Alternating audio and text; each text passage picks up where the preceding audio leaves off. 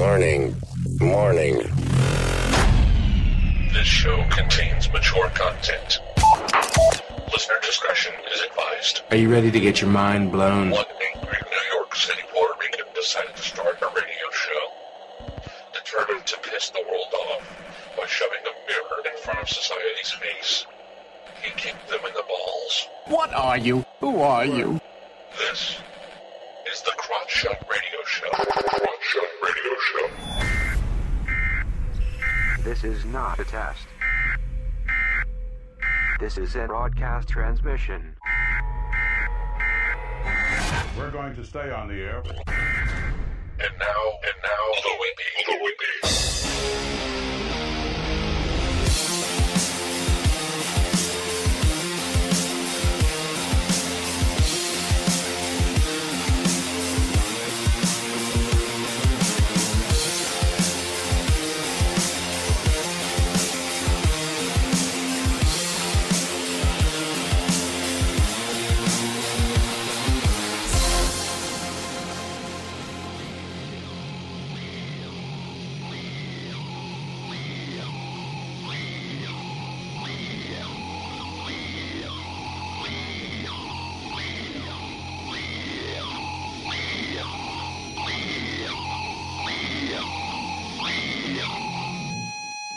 Yo, welcome to the Crotch Shot Radio Show. Today, I'm going to be interviewing comedian Steve Whalen. We're going to be discussing, open mic comedy here in New York City. Going to be discussing his career, where he comes from, what his likes and dislikes are, and as a fellow fluffy American, we're going to be discussing his favorite desserts. Oh, nice. Nice. We like to keep it real. So, Steve, how you doing, man? Oh, I'm great. Thanks for having me. I feel good. How are you, man? So far so good. Did an open mic. Life's not living unless I'm offending women. Makes sense. Yes, yeah. At this point, it's like, you're never gonna get laid. I'm like, you weren't fucking me in the first place. You have no power over me. So, let's get it started. You're from Staten Island, which is, yes, that's true. According to real New Yorkers, that would just basically mean you're from Jersey. Yeah. Yeah. Yeah, Staten Island's interesting now that there's a couple of people that are starting to, like, for example, Pete Davidson is on Saturday Night Live. Ah. That sort of created a new stir. There's a couple of, very young Staten Island comics creating a little bit of this scene. I thought that the Staten Island comedy generation skipped, like, there was a big gap recently, so it's nice to see a little bit of it coming together. Are you born and raised Islander? Yes. I'm sorry. Yeah, no, I hear you. I'm sorry. But I mean, it's nice to always be in Manhattan. Yeah, they're starting to build it up. I mean, they got a new mall there. There's more and more people on meth going on there. Right, exactly, yeah. It's like, they just put in a Cabaneros. Nice. But, yeah, I feel like that expansion, that hipster artistic expansion, might actually be on the downturn. I think it's kind of cyclical in Staten Island, like the arts and culture scene. I think we're now back to a, like, just kidding phase that it would be like, oh, we're going to build this up. We have a great brewery, which they do have a great brewery. Oh. They got all these art scenes, communities, and museums, and then now I kind of think it's back to, like, and I don't know, maybe it's because it was just the winter, but I feel like it's back to the down cycle again. But certainly the comedy scene is starting to grow a tiny bit, which I appreciate. Well, you would hope so, because a place that's so fucking just sad. Right. It's You like, think there'd be some. I mean, I don't go to Staten Island a lot because I'm just afraid of getting my ass killed by racist black people. Right. Well, I live in Newdorp, so I guess that would be Tompkinsville. Yeah. Like, once you get off the ferry, that Tompkinsville is by the ferry, right? Yeah, Tompkinsville and St. George are the closest. Yeah, because a couple years ago, an Ecuadorian day laborer, he was jumped and killed by a bunch of black guys there. Like, that's the thing to do, I guess. Yeah. You know, that's what happens when you live on an island, nothing to do. That's why, you know, as a Puerto Rican, that's why there were a bunch of Puerto Ricans. There was no cable on the island for a long time, so people just fucked. So, ew. Boo. I know that deserves nothing. I used to have a former boss of mine tell me, whenever I hear of the dawn of cable, it always reminded me of a depressing story that he would tell where he would say, every summer the kids would play and they would have fun, and then one day cable TV was invented and he never saw another child's face again. Yeah. So it kind of reminded me of that. Yeah. Well, that's what, you know, you gotta do. So, anyways, I mean, part of the reason why I wanted to have you on because you you had an open letter. You sent an open letter to a major company. Well, not they are a major company. Yeah, I'm like not major. They're a business. Like they're like a company that that runs a lot of open mics here and growing. They've been adding more and more open mics. Sure are. You know, they charge they charge you know, $5 to do for, like, you know, sometimes 5 minutes. Yeah. You know, for stage time, and you know, you wrote a letter and about them taking on another location, taking over a spot. Two locations, a spot from a free popular open mic. So, you know, why don't you expand on that? Well, I wrote a letter to Jeff Lawrence and the Laughing Buddha company, because what they did was, I work in the Greenwich Village area, and it was a very quick walk for me to go to both the Greenwich Village Comedy Club and the Grizzly Pear. And one of my favorite mics there was a mic called PD's World every Thursday at the Greenwich Village Comedy Club. That was run by still is run by a guy named PD DeBreu, a good friend of mine. And one day, there were murmurings on the street at the Grizzly Pear that people weren't buying enough drinks. It was a free mic, but you should buy a drink. And then it eventually they started to tighten the grip a little bit, and most everybody would buy a drink. And then suddenly one day, do you want me to read you want me to read the letter because I found it? The letter that I sent him? Yes. I suppose you can read the letter. Maybe I could just do a quick synopsis. Okay. For you. I have the letter in front of me too. All right. But whatever you but want. Long story short, one day every mic at the Grizzly Pear was gone, and I was a little upset about that. A lot of people on Facebook were pretty upset about that. Then suddenly all the mics at the Greenwich Village Comedy Club were gone, including PD DeBreu's mic, which is one of the best mics in the city. And so I wrote this open letter where I said, you know, here's who I am. I said, I wrote this because you took over a mic, and I used the words took over and not replaced or filled in or something, because that's what the company did. And you take these mics that were either free or they charged very minimal amounts, and you have them $5, in some cases $5 in a drink, which runs into $8-10. And they have these weird restrictive policies that were like, you can't have a notebook, you can't have a phone out.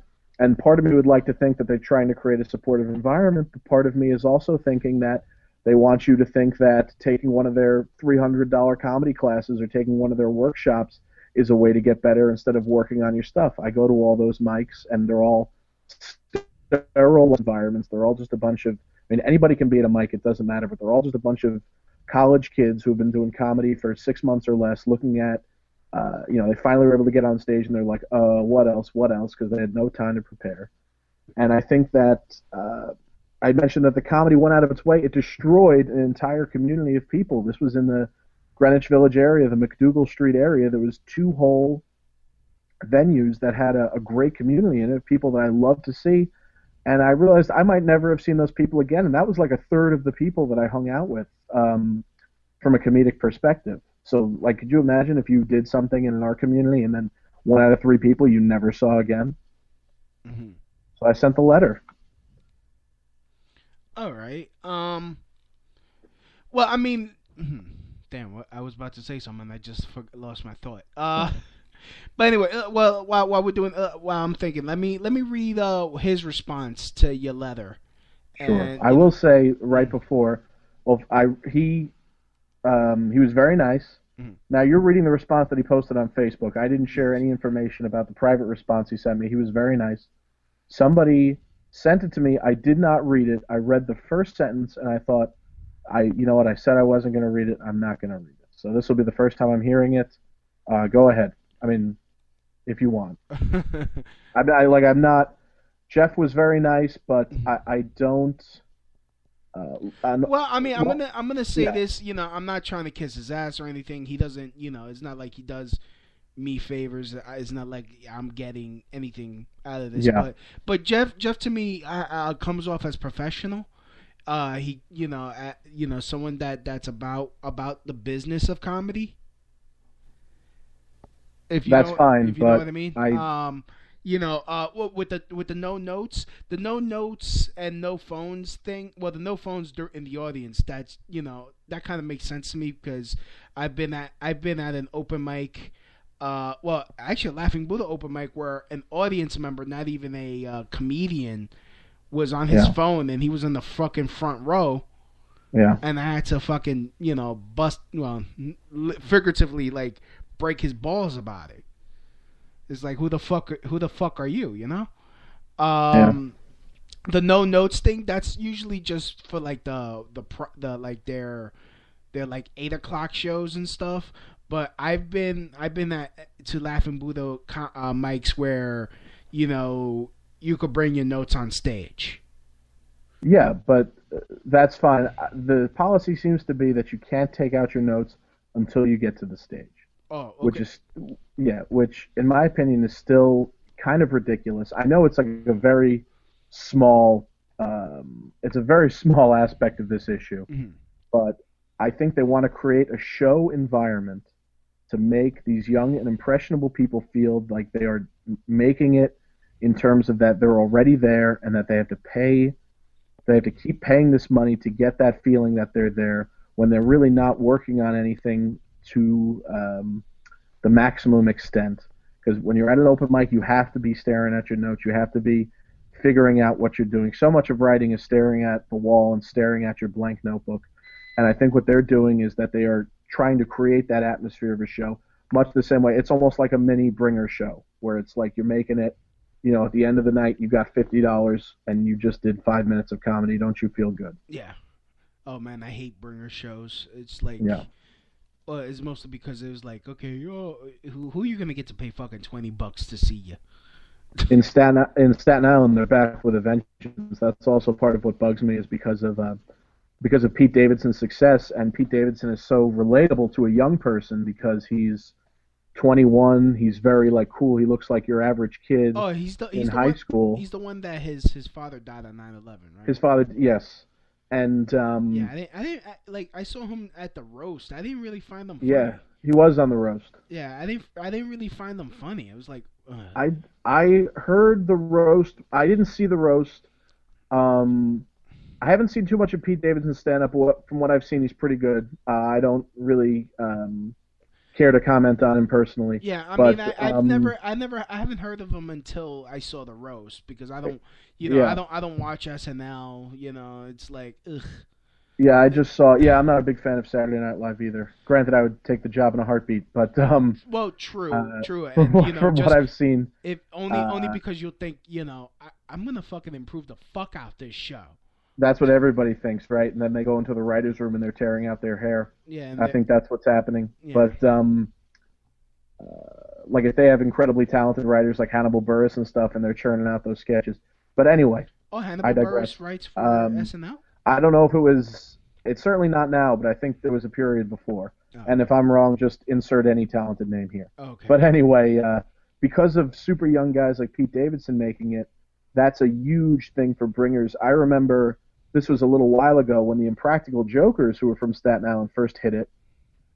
Some of my sister's friends are bringer show comedians, and one of them was told by somebody who runs a venue that they were looking for the next Impractical Jokers, and that if you keep doing bringer shows, that'll be like your opportunity to make it or whatever. And it's really like pure evil that you would con these people by saying, first of all, if I hear the word opportunity again, I'm going to bash my head in with a brick. I heard that. I heard that a million times between all these Laughing Buddha conversations. I'm surprised no one in the chat room starts screaming opportunity now, just so they could hear this. So, Oh well, anyways, if anybody's listening, we got 3 people listening.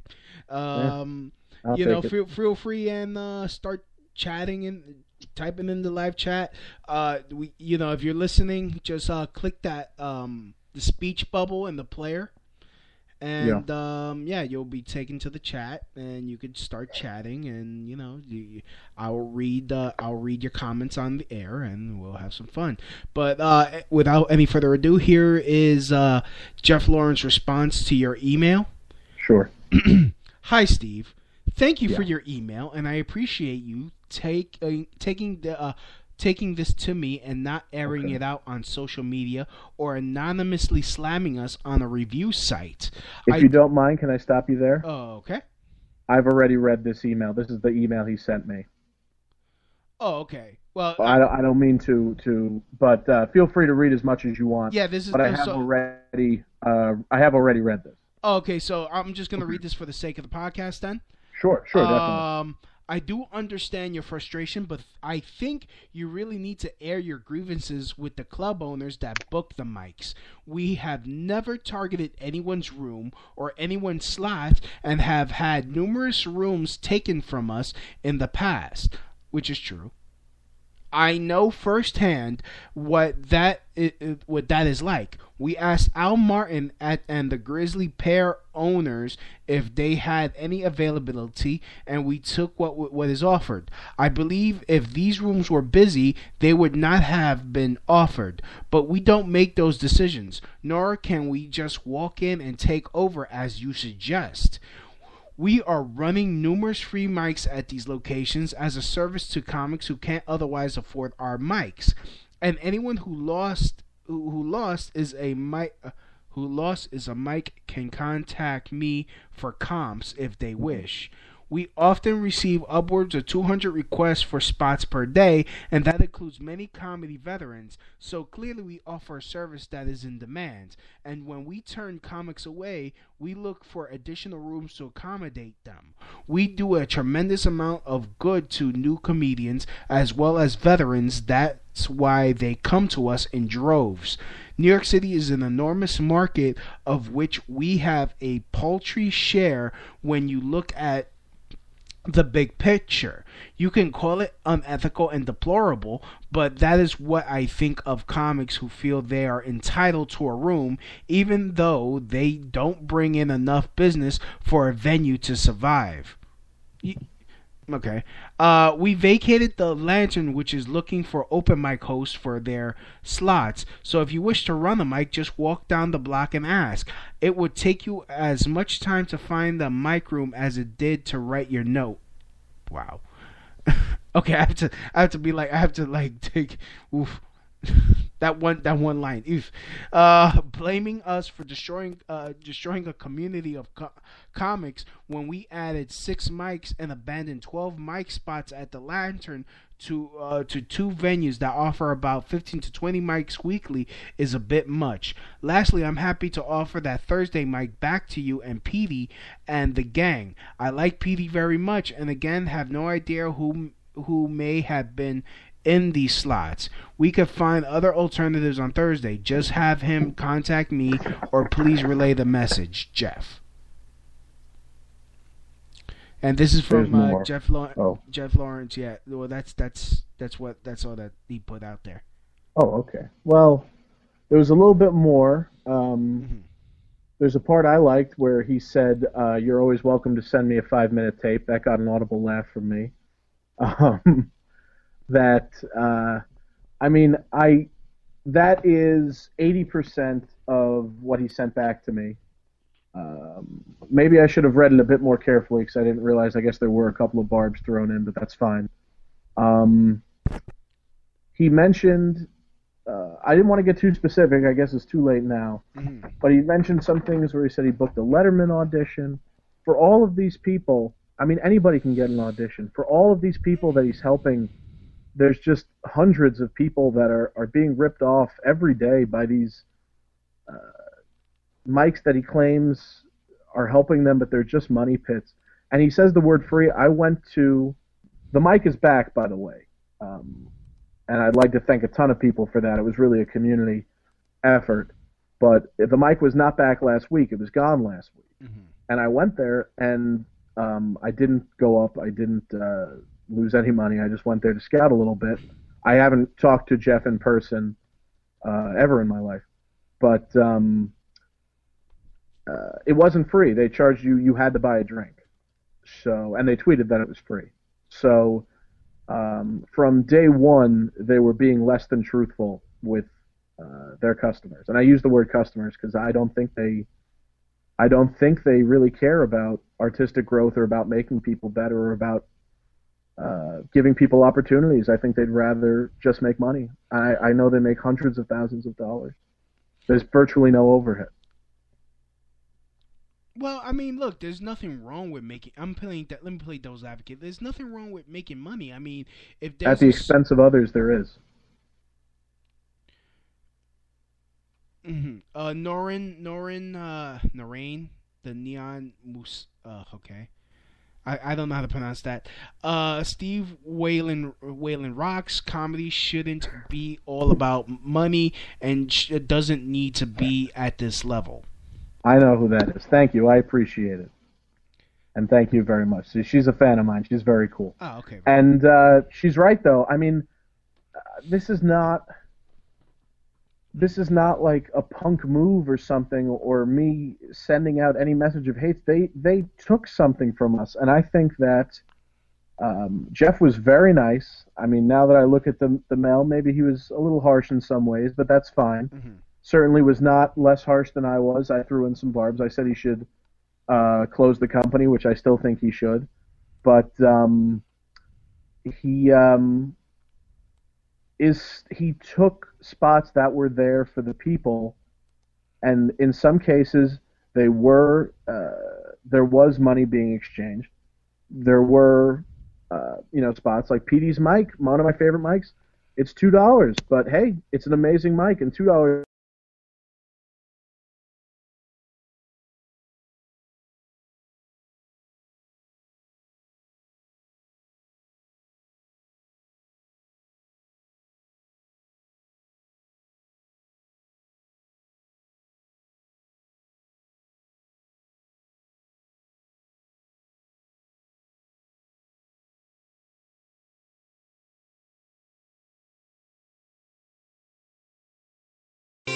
The promised land.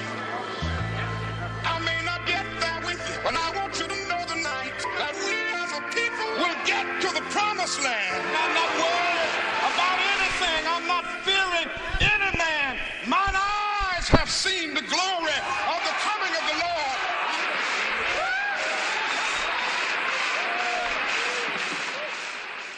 Alrighty, are we back?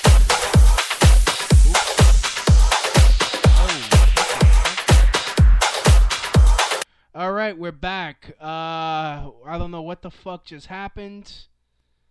I gotta get. We lost internet for a few minutes.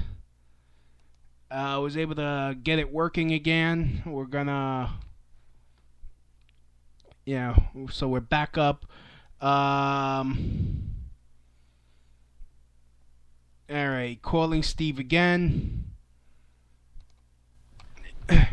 Get him back up here. Alrighty, what's up? All right, We're back. sorry about that. Well, no, it was me. I lost internet too. So. Oh, okay, cool. Yeah. So yeah, we're both sucked. Mm-hmm. So yeah, there were things. If I can get back to just what we were talking about. Jeff was very nice, but there were a lot of things that I feel that he strongly believes about his company that I really don't, which is placing, he sort of placed the onus on the owners of the club, saying they come to me, stuff like that, and I don't know about the spots, they ask us, and I think he's wrong. I think that's somewhat similar to something that like a mob boss would say, where they would say, I have services, people just come to me. I mean, what they did was the number one thing that bugged me was that there was a community that was there that was gone, and that was because of a company that wanted to make money. Okay. Well, I mean, look, if they're like, we do live in a capitalist society. Yeah. If if he has a service, he's trying to, I'm thinking about taking one of his stand-up comedy class to, hopefully improve my craft. If he's like producing all these. Are you thinking of taking one? Yeah. Okay. I mean, the only reason why I haven't taken it yet is because I don't have the money to do it. It's a lot of money, right? I think it's $275. Well, I mean, when compared to other places that have stand-up comedy classes, it's pretty much on par. I mean, it's pretty much the standard rate. I personally think I haven't been doing comedy for a very long time, but from what I've seen, the best way to learn is to go out there and, for lack of a better word, get yourself out there, go to as many places as you can and meet as many people and write every day. I don't know. There's some things you can learn from a class, but I think you can learn a lot of those things free online by watching YouTube videos, watching. You can see, I think Ralphie May has this great stand-up boot camp video. There's so many free resources out there that I think a class is. I just think that, and I think this was, a lot of people say this about some improv groups, that it really isn't in their best interest for you to pass the class, because then you take it again and you give them the money again.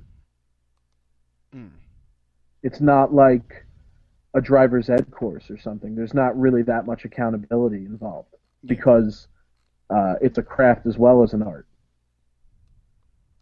It's not college. It's not because it's art and it's very hard to gauge.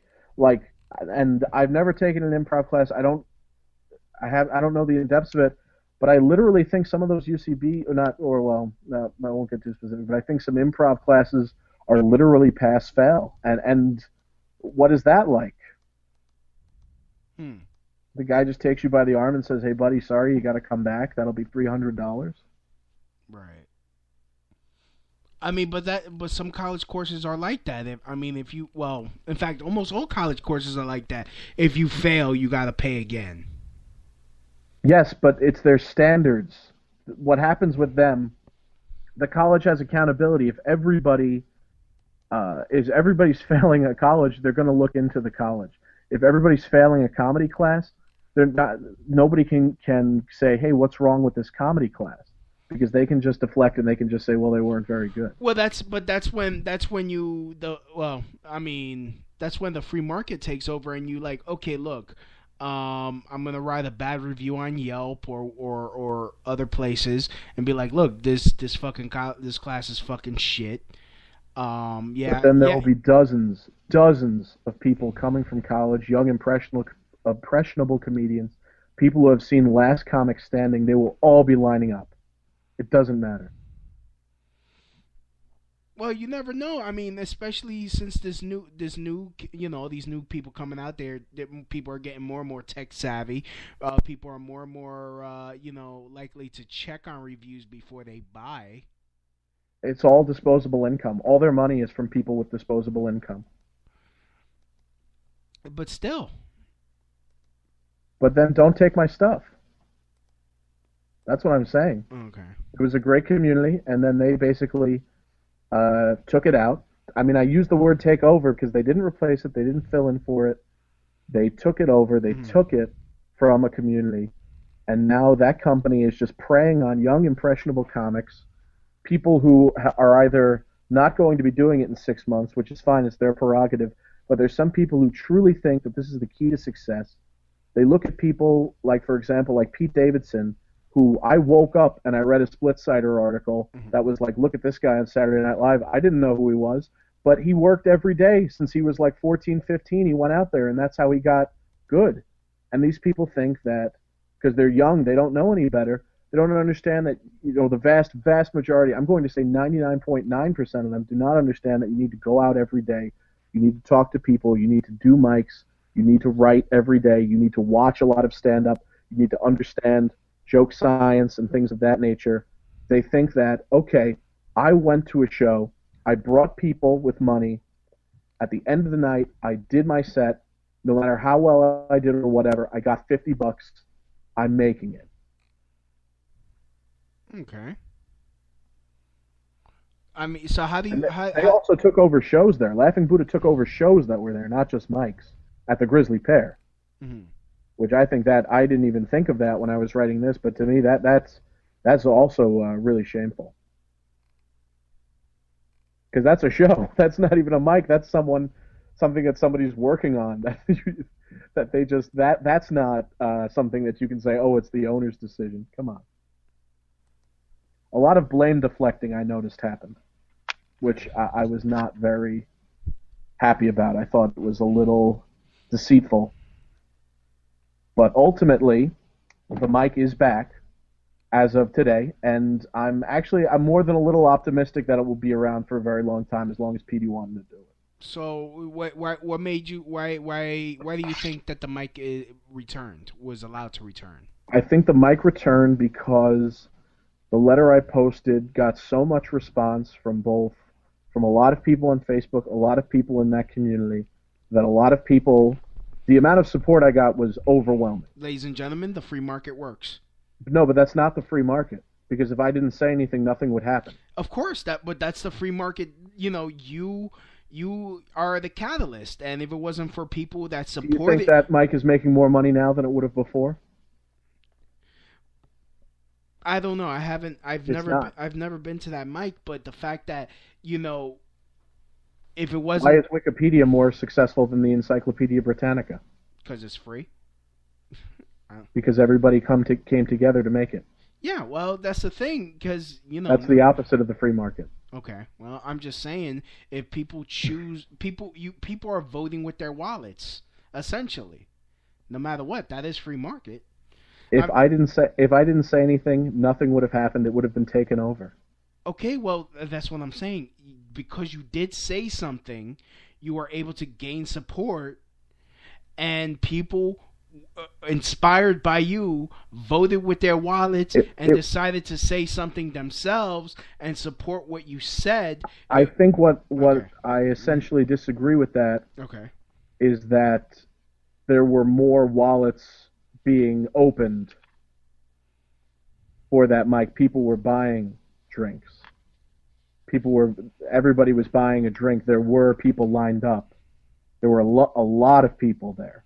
And there were all the people that email in, all the young college people with the extra time and the extra money. Those people were all there. So it was something special that brought the mic back. And I don't know ultimately if it was Jeff or Al. I certainly know that Petey he must have been rallying for it, but Petey I thank above all else, because I wasn't really in the trenches. I wrote this letter. I didn't write any. He wrote back what he did. He said that he was going to give Petey the mic back. He then mentioned giving him back a Wednesday spot. So he didn't want to bring the mic back. He wanted to bring a mic back. So initially I thought that place would probably have to settle for that. If you told me the mic was going to come back a couple days ago, I would not have believed you. So I was very, obviously, pleasantly surprised that the mic was back, but I don't know if it's a free market issue. I think it's just people speaking up and people responding, because it's probably making less money now, but it's still better that the community is preserved. Okay, well, we'll agree to disagree, because I think it's, you know, it, like, I don't know, because it, you know, they could have just ignored you, and it probably... And they didn't, and I'm forever grateful for who ultimately made the decision. Yeah. Because I don't think bad reputations last that long in comedy. You'd be surprised, especially in this climate now. I mean, look at what way? Well, look at what happened with Kramer. I mean, I don't think he could get. I don't think he still hasn't recovered from him screaming nigger at people. Well, he didn't. I don't think that it's his goal to be. He's making $40 million a year off residuals. He doesn't have to work. All right. Well, I don't think he's really crying over it. And I mean, Well, if that's the one example, I don't know. He was worried enough to apologize about it. Or I mean, look at Paula Deen. What's Paula Deen doing now? Of course, she's not a comedian, but you know, she'll always be haunted by the fact that even though she had a gun to her face and she was pissed. Well, we don't know if that story is true. She also did a lot of things that were also very unacceptable. Okay. Like she said that she wanted to do a party in which black people were dressed up as slaves. I mean, that's some pretty reprehensible stuff. People act like she got fired. She didn't get fired. They just didn't renew her contract, and I certainly wouldn't want her representing my company. All right, well, that's not a I'm for freedom of speech no matter what, but I'm for freedom of speech, but I'm not for freedom from consequences. Yeah, that is true. I mean, but that's what's happening. The only time you're free from consequences is from the government itself, not from private corporations. People say these things. What did they expect? Did they expect people to just be like, "Oh, whatever, that's freedom of speech"? Saying some nasty things, be like, "Hey, I don't like you." Yeah, and again, that's also a free market issue. If somebody says something you don't like, or like in what the Nevada, not Nevada. What was that? What was that? That state. Because people are choosing not to support you. So that's free. It's not freedom of consequence. Of course, you're gonna get your. No, because what you're essentially saying is that you're saying, for example, that Michael Richards did not get work because of what he said. Yes. But you believe that he should have the freedom of speech to say that. Okay. And he did have the freedom of speech. Yeah, he did. So he got. But he's dealing with the consequences right now of what he's saying. Exactly.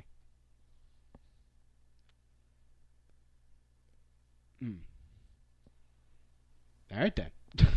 Yeah. All right. All right. Well, let's move on. Have you heard about the Sarah Silverman thing about the whole wage gap, which has been like debunked many times? Many times? Well, yeah. What is this? Is this referring to Sarah Silverman being paid less than Todd Barry at a? Yes. I'm not too familiar with that. I think I might have seen somewhere that because I don't really know Al Martin that much at all. I've never talked to him in person. I've never talked to him via email. I love the Greenwich Village Comedy Club, but I really only did the mics there. I never really some shows, but not. You're still here, right? You can hear me? Yeah, I'm sorry. Yeah. Okay. What was I getting at? But I hadn't really heard about that. What's happening right now? Yeah. Okay. Well, let me play the video. Because she tells the story how she was paid. I've seen that video. Oh, you've seen that video. Okay, so let me play for the sake of the listeners. Todd Barry made $50 and she made $10. Well, yeah. Like okay, so she went up to Al Martin, and Al Martin gave her $10 for cab fare, and that's the thing. She was like, oh, because I'm a woman, I got paid less. But Al Martin made a rebuttal video, which I'm going to play right now. Sure. And because he's like, this is the story. So here it goes. Hi, Sarah Silverman, Al Martin here. It's been a long time we haven't spoken, and I noticed your video on the internet yesterday, and the quality was real good, but I could tell you that the content was absolutely false. You see, when you're going to tell a story on the internet, you should be truthful. And the truth is that you were not booked on that show in question that evening. You were a guest spot. You came in with Todd Barry. Todd Barry was a booked spot that night. And at the end of his spot, he received his pay.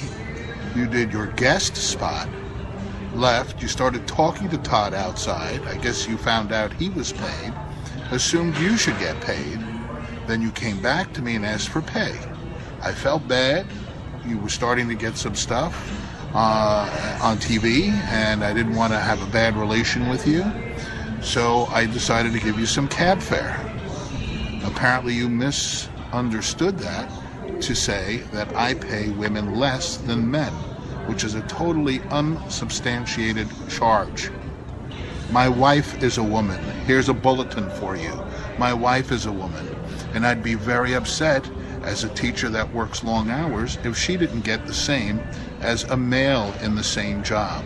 My daughter works for a company, and if she didn't get the same pay as a male, I'd be pretty upset. As a matter of fact, Sarah, I have 3 daughters, and I have a mother, and if she didn't get paid as much, I'd have been pretty upset as well. You know our comic community, Sarah. There's no way that I can get away with paying men more than paying women. But if there's a guest spot, basically the rule is it's a guest spot. I didn't ask you to be on that show 15 years ago. And if it was 15 years ago? I would have paid you what the other comics were getting paid on the show. So here is... Okay, so basically she Was he implying in the video that he would get mad if women were paid less than men? Yeah, because he should be pretty mad then. Yeah, I mean, he's talking about, look, I have a wife that's a teacher. I have a daughter. Yeah. You know, if they were getting paid less, I would be pissed off. And he says, like, look, it's a good endeavor. And look, honestly, again, like a whole free market thing here. It's stupid to fucking pay women less for equal work. It's not. Yeah. It's not good business. You know, he even said it. He even said it like, look, if I can't get away with that shit. If I was paying women comedians less, my dick will get kicked in. Are you kidding me? That's now, yeah, that specific situation, honestly, I'm trying to think of a polite way to say it. Like, I don't really, I don't want to say the word care, but it's just that, like, what happened is between them. But and I don't know if anyone's telling the truth or not. I don't. But I think to use that as a weapon to imply that everything's fine in terms of women making as much as men, and that maybe some people or some women are being deceitful about that is wrong. That I do think that there is an income disparity, that women are making less money than men, and I do think that happens in comedy too. I think they get fewer opportunities, and especially if you count New York, not just Manhattan, but if you count all 5 boroughs, in Staten Island, Long Island, there's tons of shows. 9 white men, 1 woman. Okay, I mean, could it be because not a lot of women? They're more men are going for it than women though. No, it's not that at all. It's just that these people don't reach out and try to have more women on their shows. Okay. And that's kind of silly because I mean, okay, no, but that's true though. So we're supposed to as like, okay, let's say I'm a producer, so yeah. I'm supposed to go out my way and try to search for female talent when there are people already coming to me. You can produce shows for whoever you want, but to say where are all the funny women, where are all the funny minorities? It's incredibly patronizing. They're all there. They're just not being considered.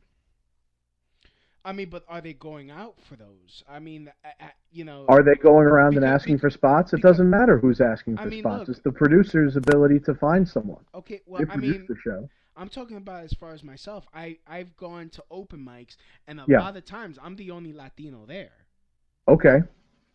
What does that mean? I mean, it should is it because Latinos are not going to these open mics, or Latinos are not being, They're there. You got to find them. Yeah, I mean it's like so I have to do the legwork. I mean when I go out. So you're the producer. You produce the show. You do all the work.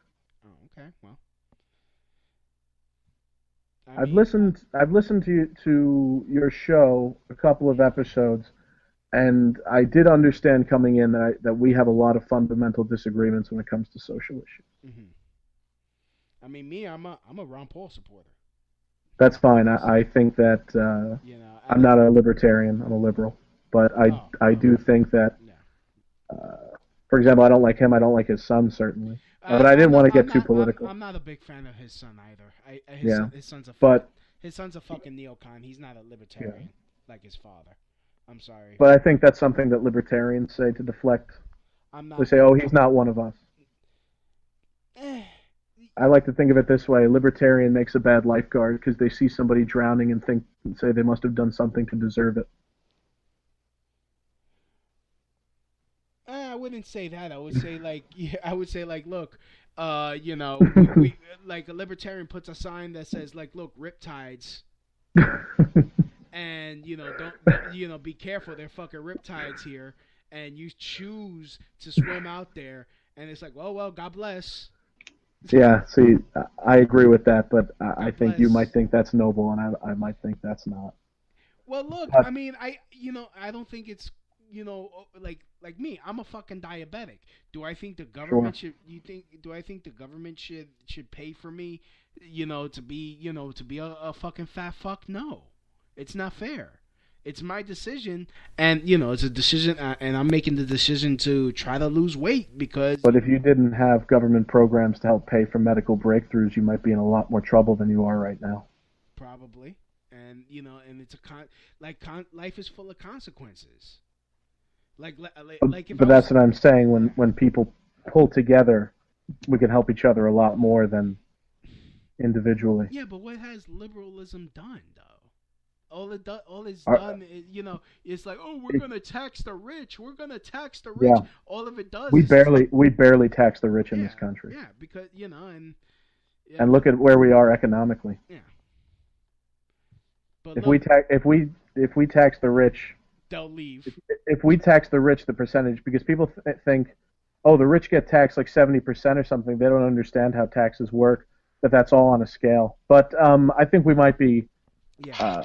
Let's go back to the other topic we were angry about, women. I do think there is, with women and minorities, I do in particular. Like me, I'm at, well, you've heard my shows. I'm kind of like I'm not. I'm not for keeping women down. I'm egalitarian, however you pronounce that word. Egalitarian? Egalitarian. There you go. Thank you. Finally, like a couple of my guests don't even know how to pronounce that. Egalitarian. Yeah, there you go.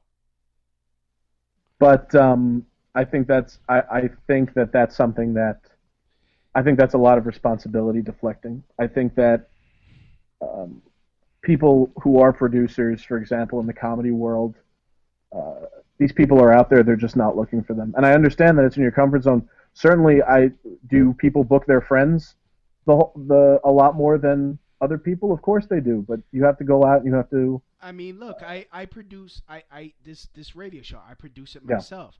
I've had women on this show. I've had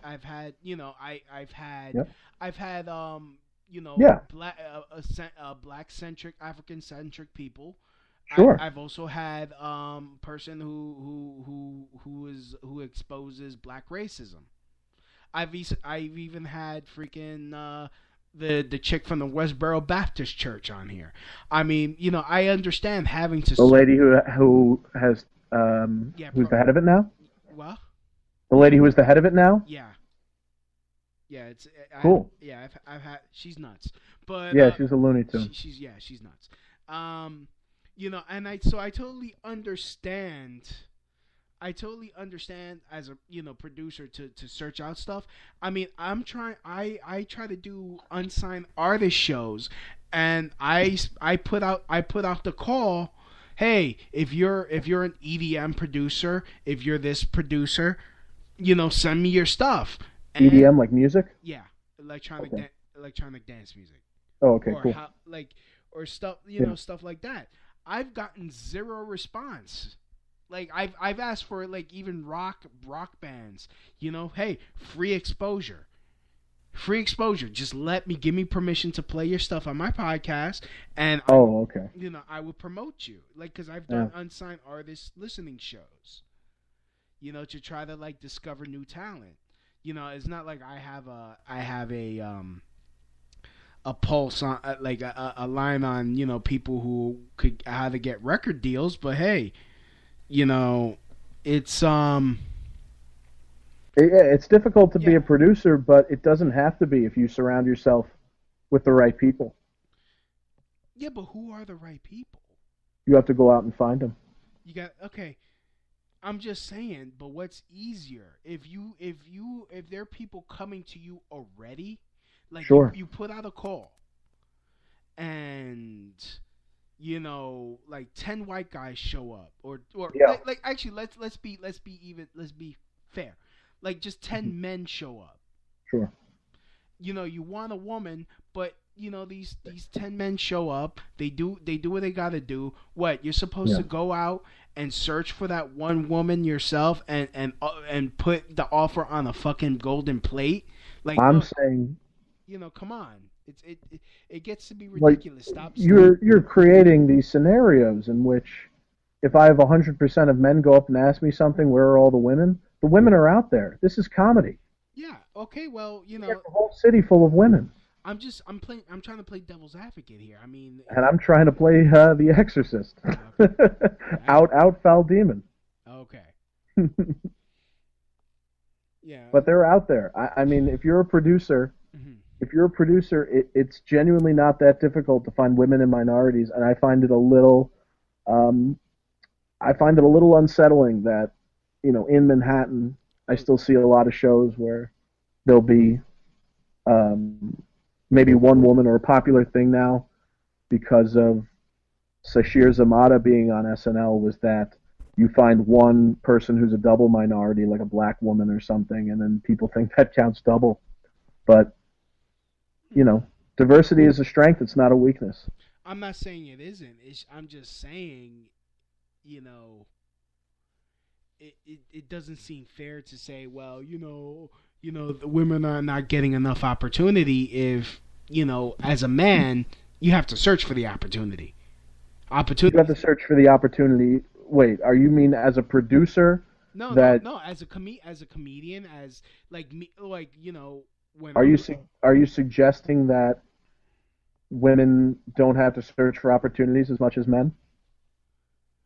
Well, no, I'm just saying. No, I'm saying they have to, but if they're not, like I just want to know the real number.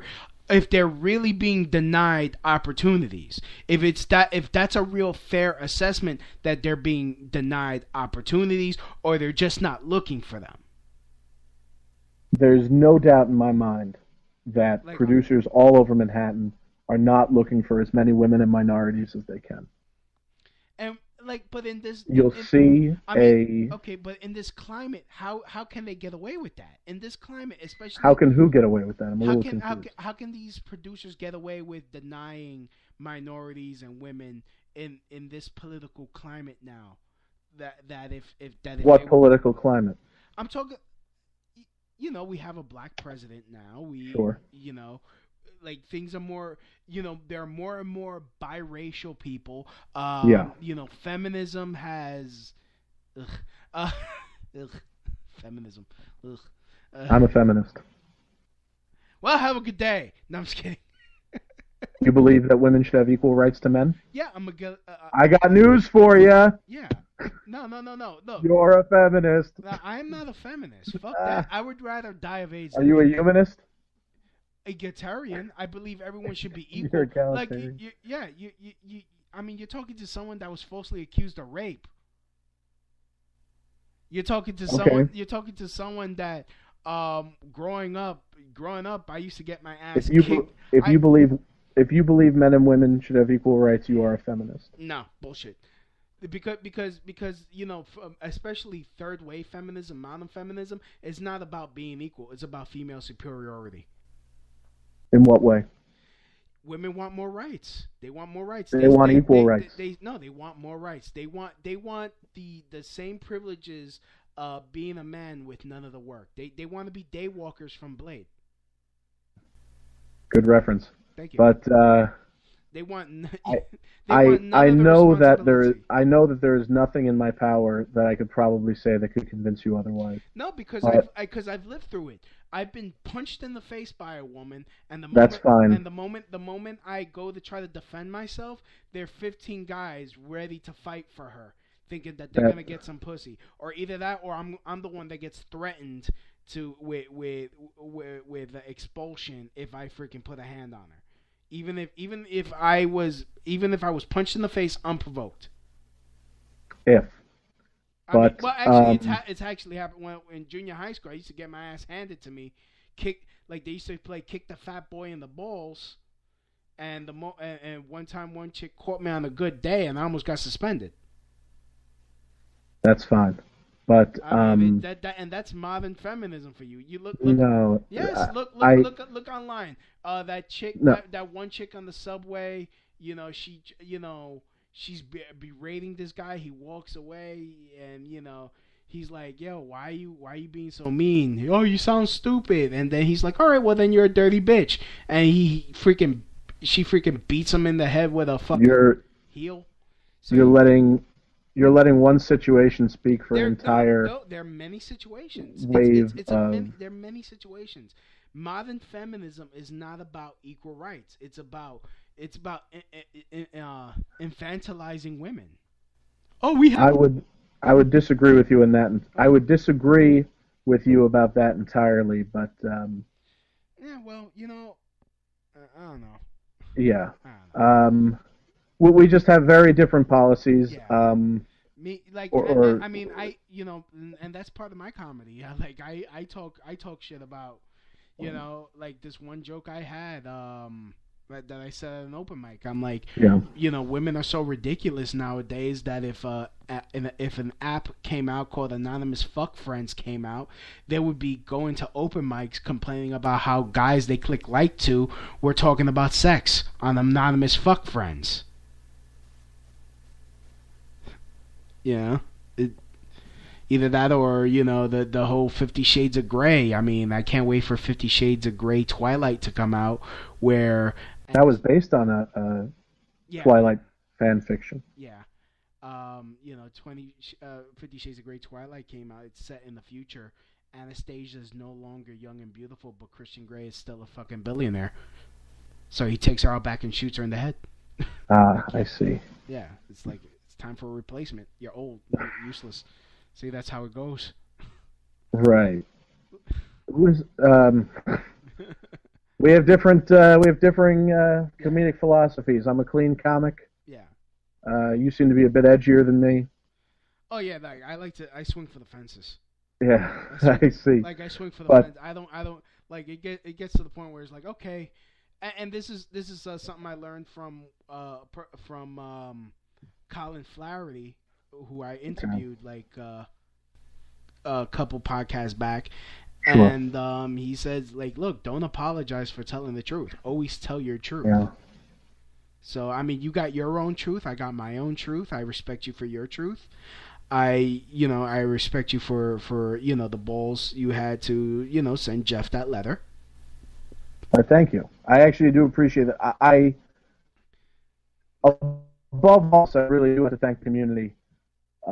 Because them coming together, I think, brought the mic back and brought awareness about these corporations and these systems more than just one letter could do. Yeah, I mean, and where we disagree, I kind of do believe that Jeff has a right to have a company that caters to that. He saw that there's something in the market where he thought, okay, I can make money producing open mics, and perhaps maybe have classes and people will buy.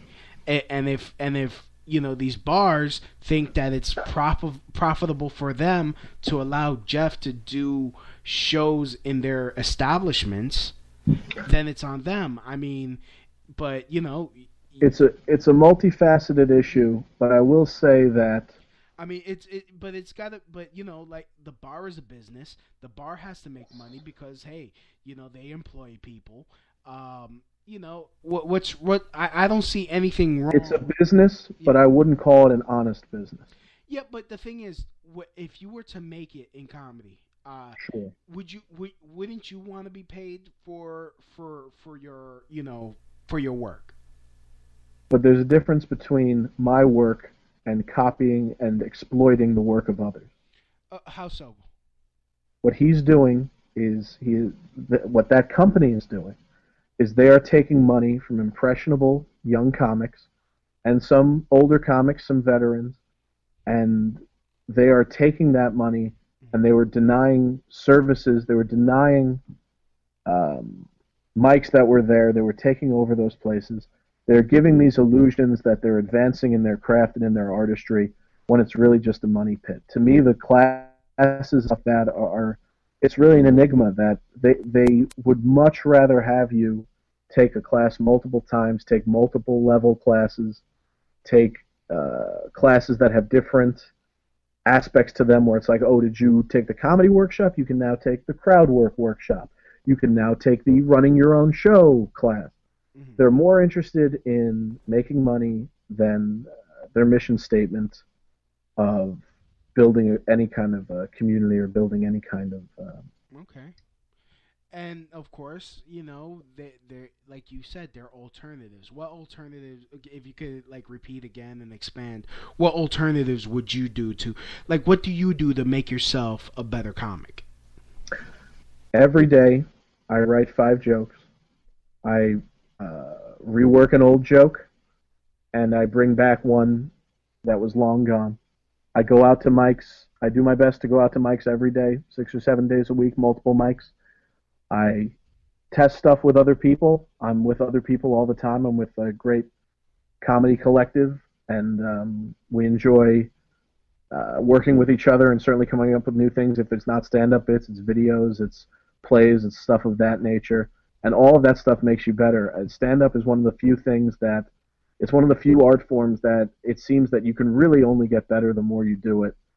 And that's really from being deep within like a close-knit community, certainly more than any kind of sterile, lifeless environment than something that, like the Laughing Buddha Company could provide, in my opinion.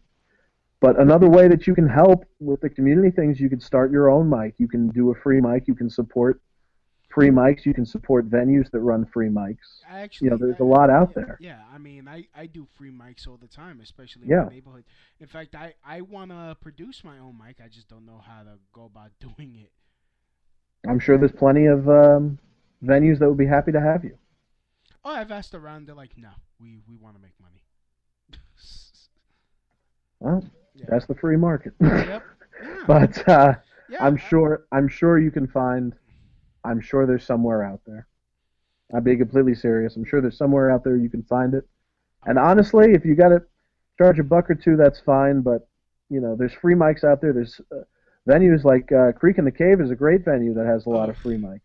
There's all sorts of. I go to Creek in the Cave all the time. It's just like, right. I mean, it's a free mic. It's a fun play. Well, I don't know. It's just that, I don't know. You don't get. I like the Creek in the Cave. I think some people might give it garbage, but I really like it. It's much, you don't get much support.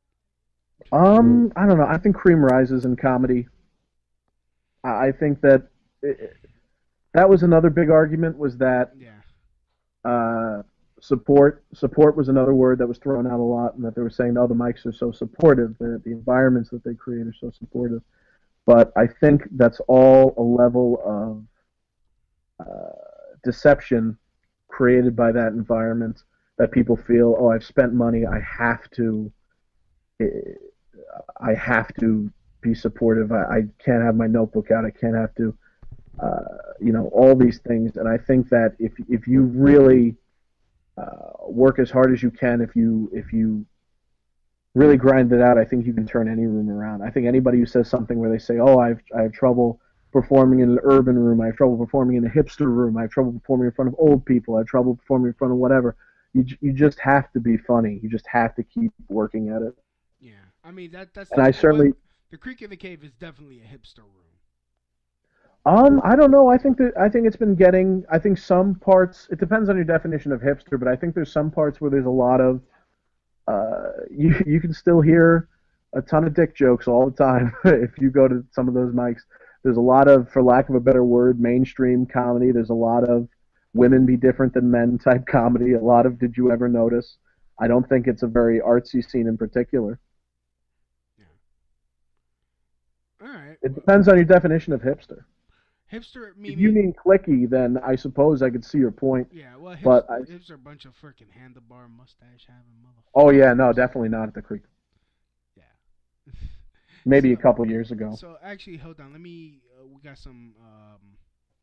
got some comments here in the chat room. Sure. There are companies that make money off young actors, young musicians, and young comedians, says Noreen, and she continues to say, making them feel classes are necessary. Yeah. I have an acquaintance that sells acting classes in quotation marks sure. to children. She poses as a Disney scout. Exactly. Oh man, acting is insane. I tried auditions very briefly. Actors were some of the most hopelessly delusional people I've ever met, and I feel that whole world I feel so different than any other art form because I feel like it's so incredibly difficult, 100 million times more difficult to succeed in acting than it is in stand-up because there's not as much of an impression left. I feel like there's a piece of paper with your name on it, they can just throw it out and forget you forever, whereas with stand-up they remember everything that you were about because you were up there presenting yourself. Yeah. I mean, and of course, with YouTube out there, people could produce their own content now. Oh, yeah. Definitely. And that's great. Yeah. Christy in the chat room says boring. Thank you, Christy. Okay.